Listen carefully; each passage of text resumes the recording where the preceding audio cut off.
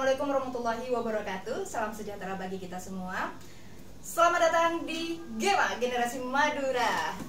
Tentunya bersama saya Gema Adania yang akan menemani Anda hingga penghujung acara nanti. Nah, seperti biasa, sebelum kita memulai tema pada hari ini, kita akan memperkenalkan bintang tamu yang sudah hadir tentunya, yang akan menemani kita dan sekaligus menjadi narasumber pada acara hari ini, yaitu beliau adalah Sultan Sakti Sahirul Asrofi. Langsung saja kita sapa beliaunya. Selamat siang, Adik Sakti ya? Iya, Panggilannya Adik Sakti. Salam kenal ya Adik Sakti ya. Umurnya berapa kira-kira? 13 tahun. Udah 13 tahun ya. Tinggal di mana sekarang? Di Sreseh. Di Sereseh, Kabupaten Sampang ya. Iya. Sekarang PP ke sini jadinya. Jauh nggak perjalanannya? Lumayan. Lumayan jauh ya. Naik apa sih tadi? Mobil. Mobil. Disupirin apa nyupir sendiri? Disupirin. Disupirin ya, nggak mungkin lah umur 13 tahun belum punya KTP lah. Ya jangan-jangan udah punya KTP? Belum ya? Belum kan? Nah, ngomong-ngomong, Adik Sakti ini pondok pesantren ya, mondok di Mas Dukiyah Keraksan Probolinggo, bener ya? Sejak SD ya, Dek ya? Tahun berapa? Tahun 2017. Tahun 2017 berarti udah lama dong. Dari SD kelas berapa itu?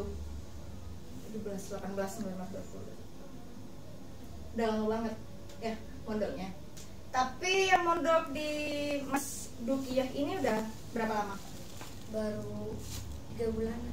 3 bulanan. BTW Adik Sakti ini udah 3 kali ya berpindah-pindah pondok. Ya. Jadi yang pertama di pondok di Sampang sini juga, di Probolinggo juga, tapi sudah pindah ke tempat yang lain. Nah, bagaimana sih awal mula Sakti lebih memilih untuk mengenyam pendidikan di pondok? Kan secara Adik Sakti itu punya privilege lah sebagai anaknya Bapak Kades ya.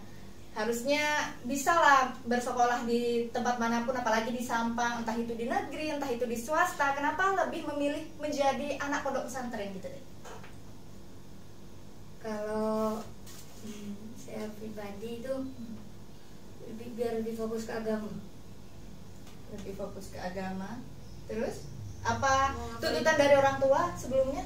Enggak, memang minta sendiri. Oh, memang sendiri. Apa memang kakak-kakaknya sebelumnya sudah seperti itu dari kecil, jadi Adik Sakti tertarik untuk mengikuti jejak kakak-kakaknya atau bagaimana? Iya, kalau kakak udah pernah mondok semua. Jadi Adik juga ingin ya, juga pengen. Nah, sekarang pastinya sudah mulai menghafal Al-Quran ya?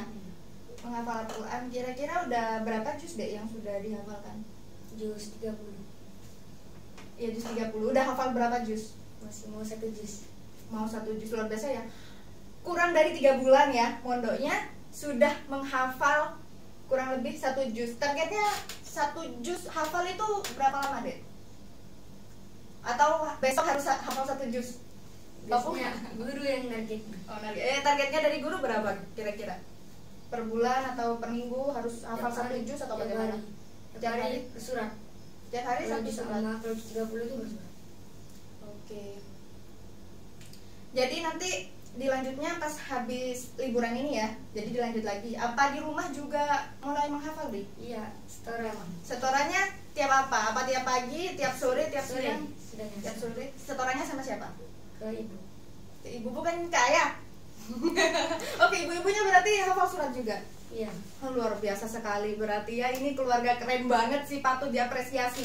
Seorang keluarga dari kepala desa yang biasanya orang-orang mempunyai perspektif yang negatif ya tentang kepala desa, tapi ini sangat luar biasa dan spesial sekali menurut saya.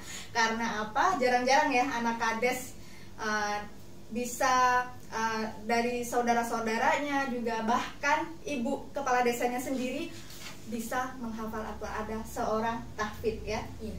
Oke. Kan kalau di pondok pesantren nih otomatis jatah pulangnya itu terbatas deh ya. Iya. Kalau di pondok Dek Sakti sendiri bagaimana jatah pulangnya? Kalau di Ramadan sebelumnya itu kalau pulang Ramadan cuma 3 minggu. 3 minggu? Iya. Setiap 3 minggu maksudnya? Enggak, pulangnya cuma 3 minggu.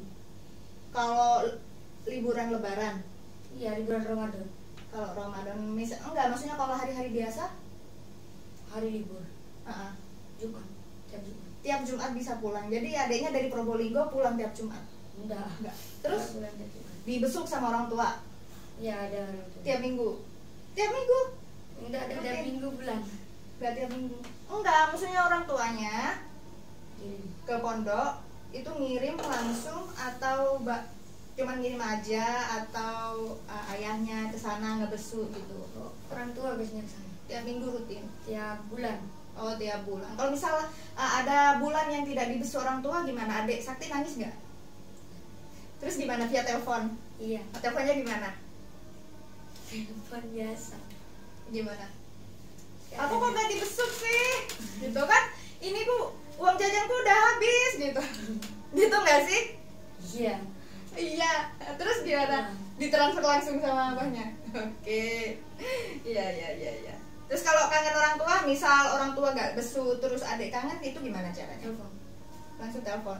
Nggak diam-diam lari dari pondok pesantren terus naksi sendiri pakai angkutan umum atau travel gitu kan? Terus langsung ke rumah. Nggak pernah ya kayak gitu ya? Enggak pernah. Kenapa? Takut atau emang nggak ada niatan seperti itu? Takut lagi. Takut. Berarti kalau ada kesempatan seperti itu mau dong. Karena kalau nggak takut gitu ya, karena takut berarti sama kiainya itu. BTW nama kiainya siapa yang pemiliknya? Kiai Haji Mukhlisin.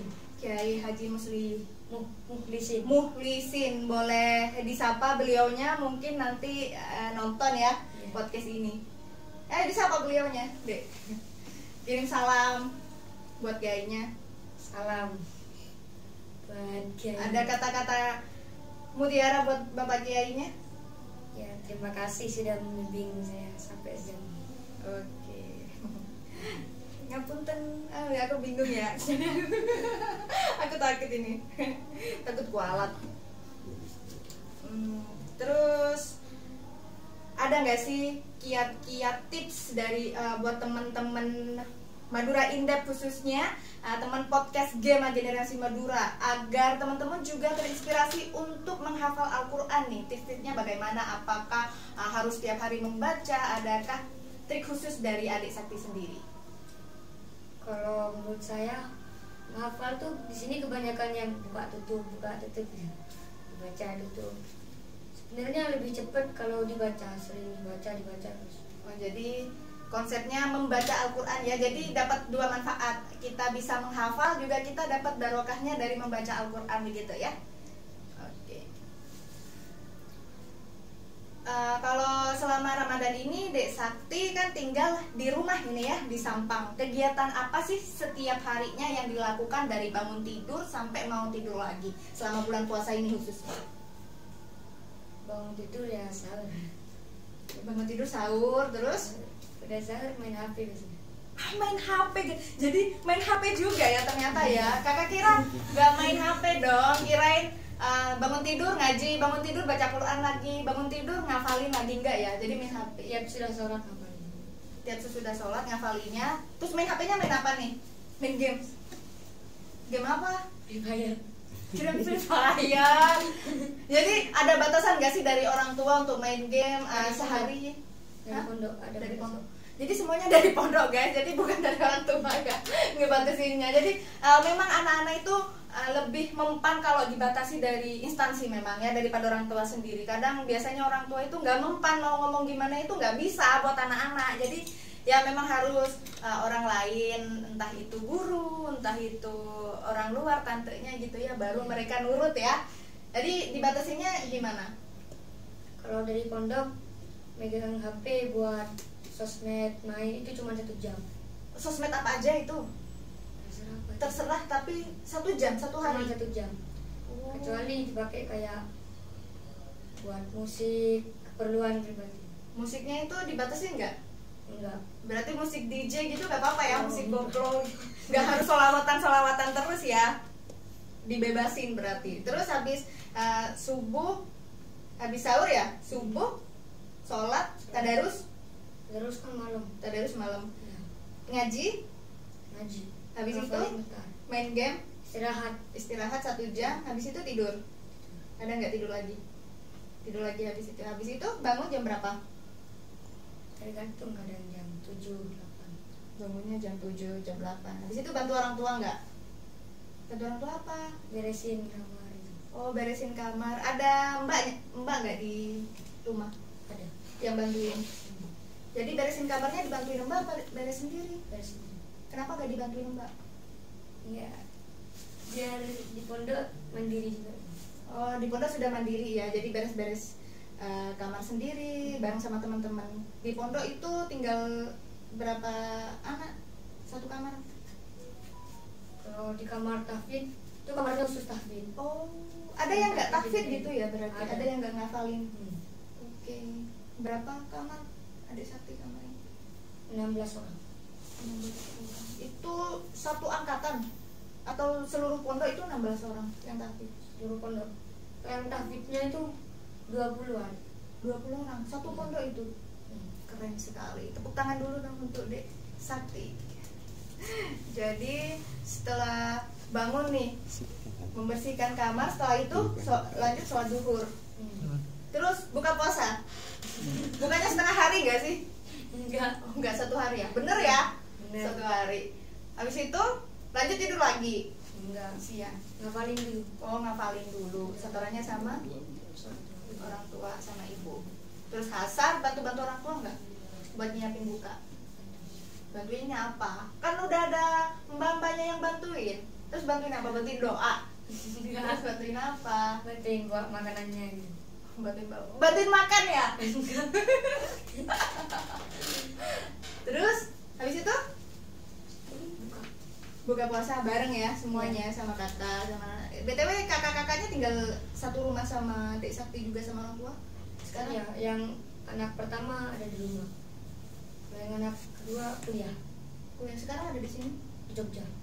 Oh, berarti Adik Sakti ini anak yang bungsu ya, tapi udah tinggal merantau dari orang tua di Probolinggo. Kenapa sih Adik Sakti lebih memilih pondok pesantren apa itu namanya tadi?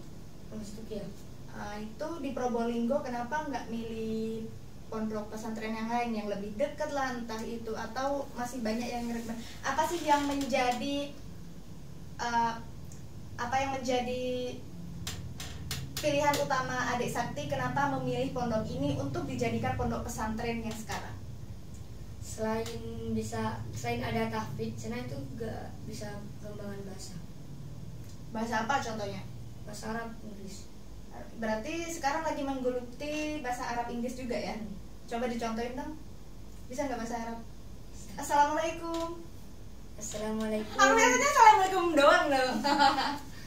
Terus yang lain apa? Perkenalannya. Udah lumayan ini ya? Iya, tiap harinya pakai bahasa Arab. Oke. Kalau bahasa Inggris tiap hari apa? Itu 2 minggu sekali. 2 minggu sekali pakai. Tiap 2 minggu diganti. Kalau misal nggak ada yang melanggar gitu, nggak pakai bahasa Inggris itu gimana hukumannya? Sanksinya? Kalau pakai bahasa Indonesia itu sanksinya nggak terlalu berat. Tergantung dari itunya. Biasanya disanksi apa? Bagiannya. Kadang disuruh nulis apa gitu. Kalau Disuruh pakai bahasa Madura, Jawa itu biasanya dibotak. ya apa? Dibotak. Oh, dibotak. Adik Sakti sendiri pernah nggak dikasih sanksi karena nggak pakai bahasa atau melanggar aturan gitu? Belum pernah ya? Baik sekali, bagus ya. Jadi Adik Sakti ini bisa dijadikan contoh bagi masyarakat. Beliau masih SD, masih umur 13, tapi sudah keinginannya dalam perihal agama itu sangat antusias sekali ya, dalam hal ya salah satunya menjadi tasbih. BTW cita-cita Adik Sakti itu apa sih? Kok ingin berada di pondok yang ada tahfidznya? Kira-kira kalau gede itu mau jadi apa? Mau jadi orang yang berguna. Ya, orang yang berguna. Semua ingin jadi orang yang berguna. Salah satu contohnya mau jadi entah itu apa, mau jadi dokter, apa mau jadi, selain mau jadi tahfidz, mau jadi apa adanya? Ingin kayak guru lah, Ingin memberitahu jadi apa guru. yang orang tidak tahu. Jadi ingin memberi ilmu ya kepada orang-orang, karena semua ilmu yang kita dapat ini akan sia-sia apabila kita tidak mengamalkan kepada masyarakat begitu ya Dek ya.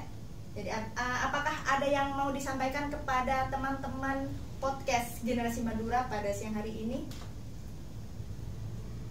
Baik, yang ingin saya sampaikan, ayo kita mondok agar supaya kita bisa membandingkan apa yang baik, apa yang buruk. Oke, jadi kalau dari Adik Sakti sendiri, kita harus mondok agar tahu yang baik dan yang buruk. Tapi tidak semua juga orang yang tidak mondok tidak tahu yang baik dan buruk ya. Tapi dalam hal memilah dan memilih ilmu, di pondok itu sangat dominan dalam perihal agama. Begitu ya, Dek ya? Oke. Sudah ya? Apakah ada yang perlu ditanyakan lagi? Dibahas lagi? Nah, saya kira sudah nggak kerasa ya, kita udah berbincang-bincang udah mau setengah jam ini. Jadi oke, sahabat Gema Generasi Madura, perlu saya highlight lagi bahwa Adik Sakti ini adalah anak yang masih usia SD tapi sudah berani untuk mengambil keputusan, yaitu